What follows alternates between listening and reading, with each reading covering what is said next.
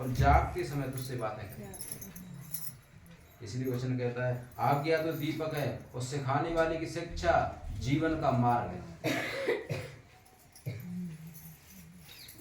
ताकि तुझको बुरी स्त्री से, पराई स्त्रियों से बचाए रखे। उसकी सुंदरता देखकर अपने मन में उसकी अभिलाषा न करना कि भाई ये तो सही है, ये ऐसो ये वैसो है, ऐसी करके अपने जीवन में कोई ऐसी अभिलाषा ना करना कि अपन शैतान के जाल में फंस जाएंगे। वचन कहता है क्योंकि वेश्यागमन के कारण मनुष्य टुकड़ों का भिखारी हो जाता है। परमेश्वर ने जब मनुष्य को बनाया था 1000 वर्ष तक मनुष्य जीवित रहता था। आदम बनाए 1000 वर्ष तक और मनुष्य बनाए 1000 वर्ष तक जीवित रहते थे, लेकिन ये धीरे धीरे करके 100 साल पे कैसे रह गई है? अब तो 70 साल पे मर रह गई, 80 साल पे कैसे रह गई है? जब परमेश्वर के मंदिर को तुमने नष्ट किया है तो परमेश्वर तुम्हारी आयु को तुम्हारे पाप के द्वारा क्या करता जा रहा है? कम घटाता जा रहा है। इस बात को ध्यान में रखो। है मैं कहा करूँ, समझ में आ रहा है? वचन कहता है क्योंकि वेश्यागमन के कारण मनुष्य टुकड़ों का भिखारी हो जाता है। जब जब अपन वेश्यागमन करेंगे, जब परमेश्वर के उल्टे सीधे काम करें, तब क्या होगा? हम टुकड़ों के भिखारी हो जाते हैं। लेकिन वचन कहता है, अब पढ़ेंगे मत्ती 7, नीति वचन 7 का 7 6 पे पढ़ लो। मैंने एक दिन अपने घर की खिड़की से अर्थात अपने झरोकों से झांका। कौन कह रही है? बुद्धि के समझ आ रही है। तब मैंने भोले लोगों में से एक निर्बुद्धि जवान को देखा।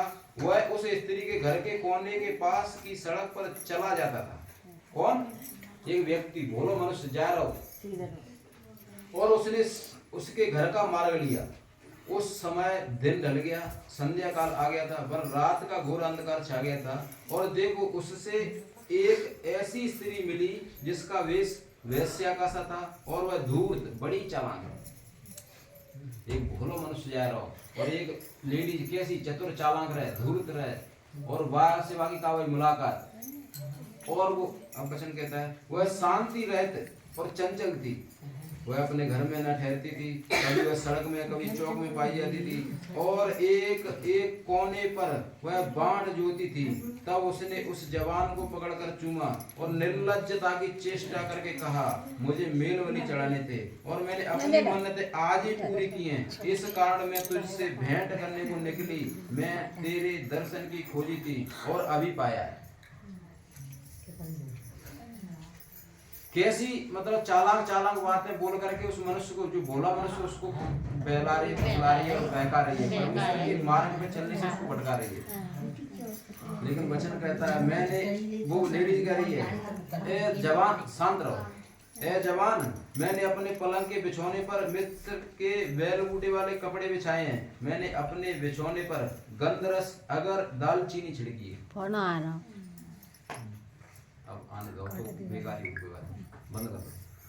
वो लेडीज कहती है मैंने अपने बिछौने